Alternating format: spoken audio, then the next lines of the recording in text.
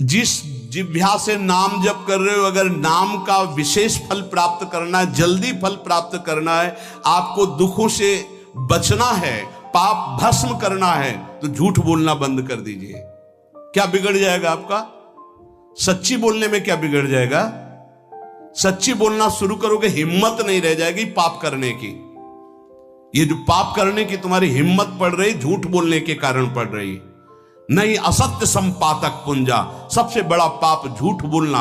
उससे क्या होता है? हर चीज हम छुपाना चाहते, किससे? उस सर्वज्ञ परमात्मा से, गुरुदेव से। नहीं, झूठ नहीं। नाम इसीलिए नहीं चल पा रहा, थोड़ी दिन नाम चलाएंगे छूट जाएगा, क्योंकि आप झूठ बोलते हैं, पापाचरण करते हैं। अगर नाम को चलाना है तो नारायण स्वामी जी कह रहे हैं, पहली बात मौन का आश्रय लीजिए, कम बोलिए, अधिकतर चुप रहना सीखिए, तभी नाम चला पाएंगे। जो कार्य कर रहे हैं आप उस पर ध्यान दें, उस कार्य को एकाग्रता पूर्वक करें, वाणी को मौन रखें, उस वाणी से धीरे धीरे नाम उच्चारण करें। कम से कम 24 घंटे में 4 घंटे मौन का तो सबको अभ्यास कर लेना चाहिए। 24 घंटे में 4 घंटे मौन का। तो ऐसे ऐसे बुद्धिमान हो कहेंगे हम 6 घंटे मौन रहते हैं। कब? बोले जब सोते हैं तब। आप 4 घंटे कह रहे, हम 6 घंटे मौन रहते हैं। 24 घंटे में हम 6 घंटे मौन रहते हैं, बहुत बुद्धिमान है। बोले आप 4 घंटे कहते हो, हम 6 घंटे मौन रहते हैं। तो कब आप मौन रहते हैं? बोले जब सोते हैं तो 6 घंटे सोते हैं, मौन ही रहते हैं उस समय।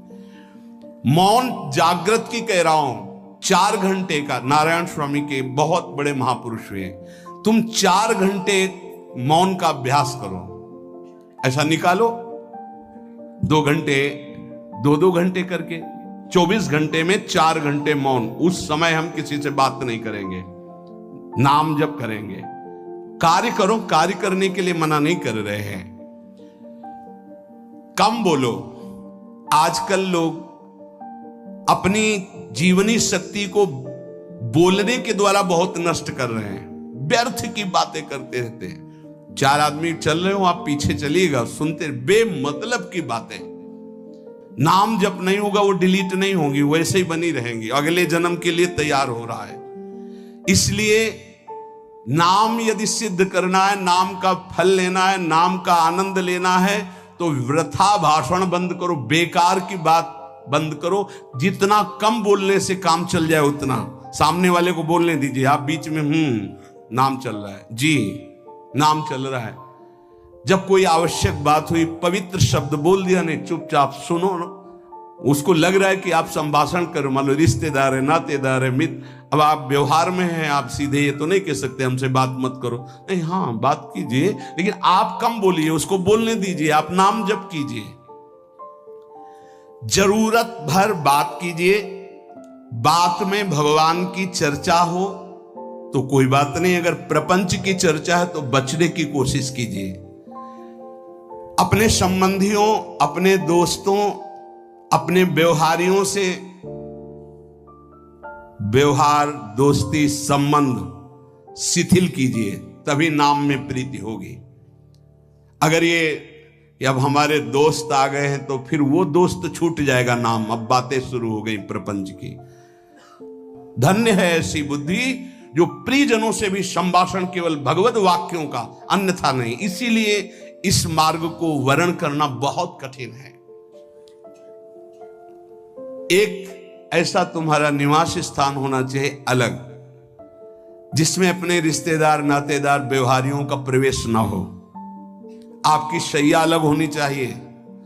अगर नाम जापक नाम सिद्ध करना चाहता है, नाम का फल लेना चाहता है, नाम निरंतर चलाना चाहता है, तो जिस आसन पर आप बैठते हैं उसी में प्रपंची, विषयी, सांसारिक वृत्ति वाले बैठेंगे तो भजन की वृत्ति नहीं बन पाएगी। एक ऐसा, वैसे होते हैं घरों में बैठने वालों का अलग, लेकिन साधन कक्ष अलग होना चाहिए अपना।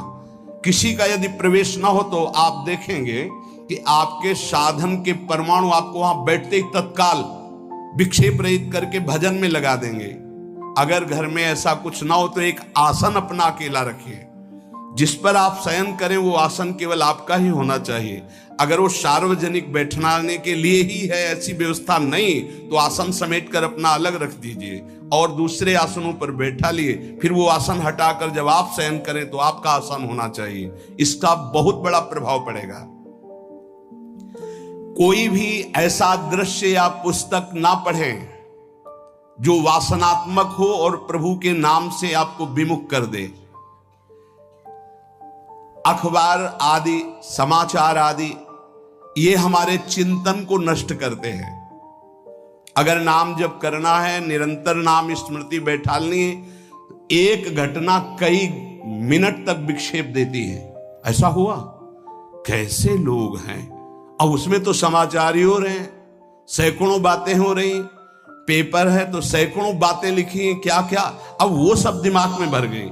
इतना व्यसन है किसी किसी को पेपर पढ़ने का, समाचार पत्र पढ़ने का, कि सुबह होते ही वो विरह में रहते हैं कि पेपर आ जाएगा। आया नहीं, मिला तो ऐसी एकाग्रता से पढ़ते हैं जैसे वेदांत चिंतन करने वाला वेदांत चिंतन। चश्मा लगा, चाय रखी, ठंडी हो रही, उससे मतलब बीच बीच में चाय और चश्मा से पेपर, और पूरे दिमाग में वही। अब क्या करेगा, जो पढ़ा है उसका चिंतन बनेगा, वही बोला जाएगा।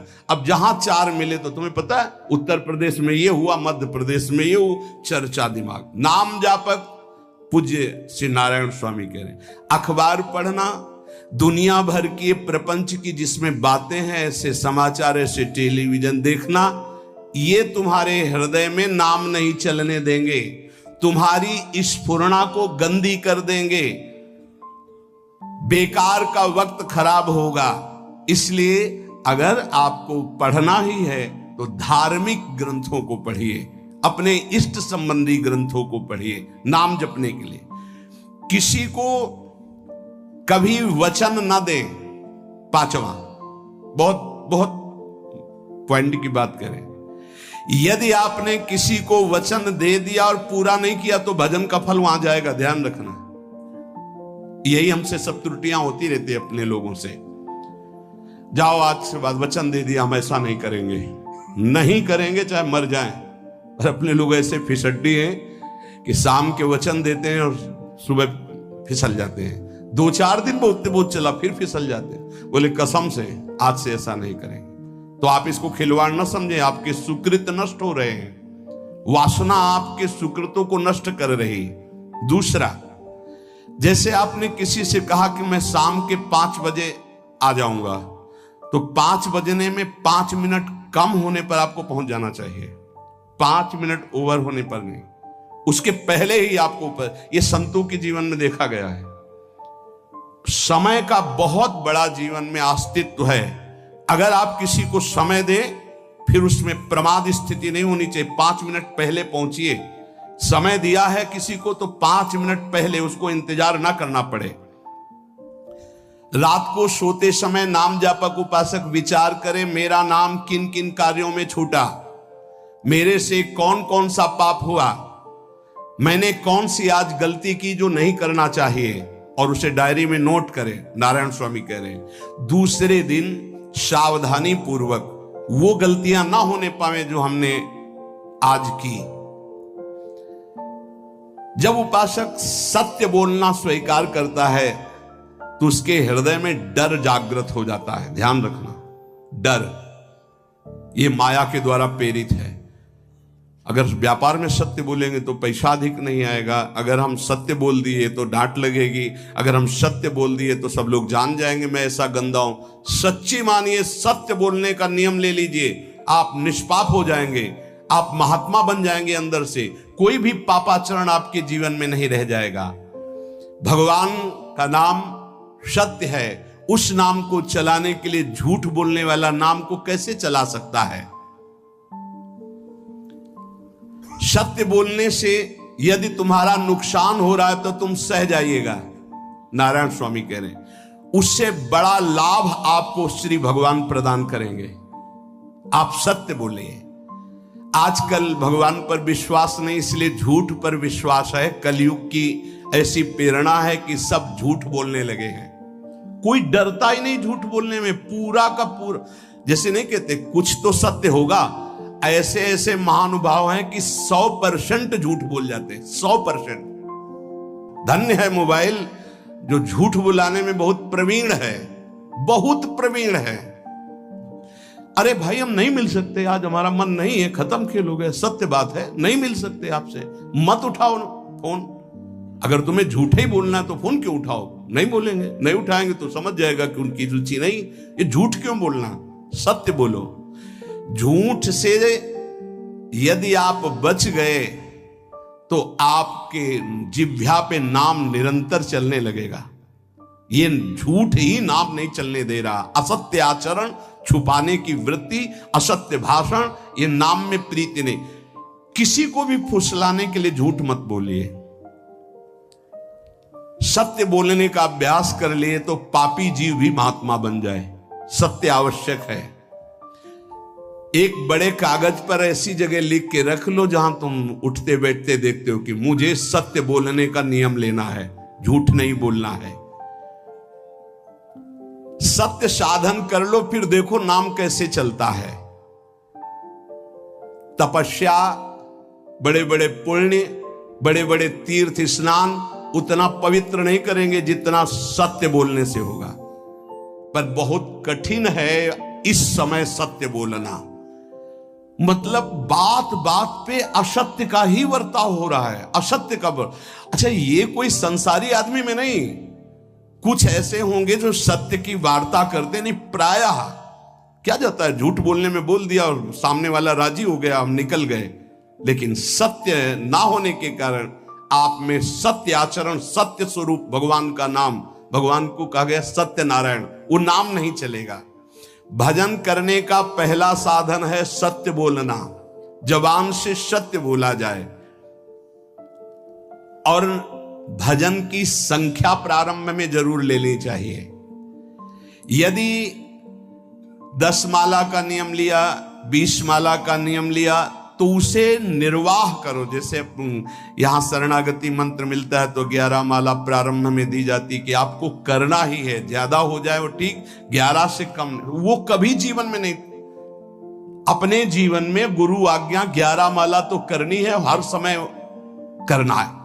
पर ये मन थोड़े दिन तो नियम में चलेगा, इसके बाद छोड़ देगा। दीक्षा तब लेनी चाहिए जब गुरु आज्ञा पे चलने की हिम्मत हो, नहीं तो ऐसे ही नाम जपो करो। जब नियम मिल गया 11 माला तो चाहे प्राण निकल जाए, हमको 11 माला पूरे करने, प्राण निकलने तक गुरु आज्ञा का पालन करना है। यदि आप नाम जब अधिक मात्रा में नहीं करेंगे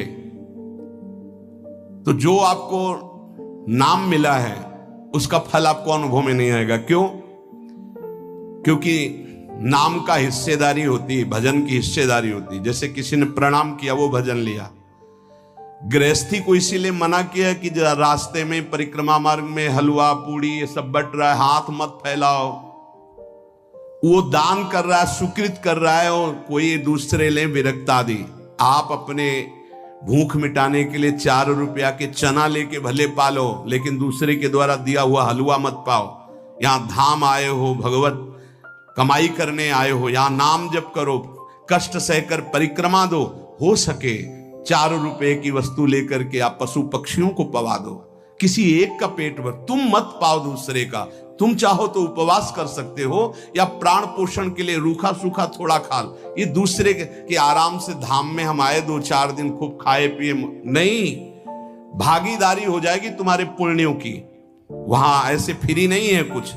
भजन का भागीदार राजा भी होता है, जिसके राज्य में रह रहे हैं। जो अन्न देता है वो भजन का, जो वस्त्र देता है वो भजन। इसीलिए गृहस्थ को कहीं कुछ भी स्वीकार नहीं करना चाहिए, ये बहुत ध्यान रखें। अगर आप कहीं तीर्थ साधु आश्रम कहीं जाते हैं, कोशिश कीजिए कि किसी से सेवा ना ले, और अगर सेवा ले तो उसके अनुसार फिर अर्थ दे दे। अगर आपने वहां भोजन पाया, पानी पाया, तो उसके अनुसार सोच ले कि अगर हम इतना खरीदते तो कितने का मिलता, वो दे दिया तो आपका भजन बच गया। कभी आपको कोई प्रणाम नमस्कार करे, तत्काल बराबर प्रणाम करो।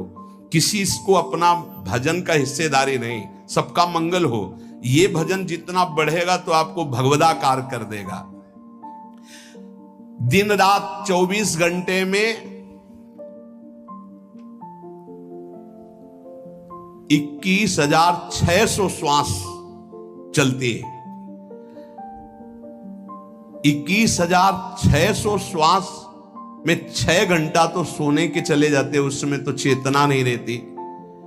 अब हमको अगर 21,600 नाम हमको जपने को मिल जाए तो हमारी हर श्वास सार्थक हो जाए।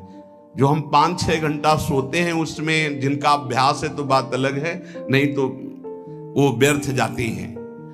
तो हमें एक श्वास में कई नाम जपने का अभ्यास करना चाहिए, जिससे 200 माला फेरने पर ये 21,600 श्वासों की गणना पूरी होती है। अगर हम 200 माला का नियम लें तो इतना हो सकता है। तो हमें लगता है अगर हर समय माला नहीं ले सकते तो श्वास वाली माला बहुत अच्छी रहती है। श्वास में 4 बार खींचो, 4 बार नाम लेते हुए छोड़ो। दूसरा साधन, एक छोटी माला ले ले, जो आजकल तो काउंटर चला है। काउंटर में ज्यादा सुविधा संसार के क्रियाओं में रहने वालों को होती कि किया अपनी जेब में डाल लिया। तीसरा साधन वो बहुत कठिन है, मन की वृत्ति से नाम जप करना। माला, श्वास और मन की वृत्ति, उसमें श्वास की भी गणना का ध्यान नहीं रहता, उसमें केवल चिंतन होता है, चल रहा है। पर ये आखिरी स्थिति होती, इसी के बाद वो परिपक्व अवस्था होता है।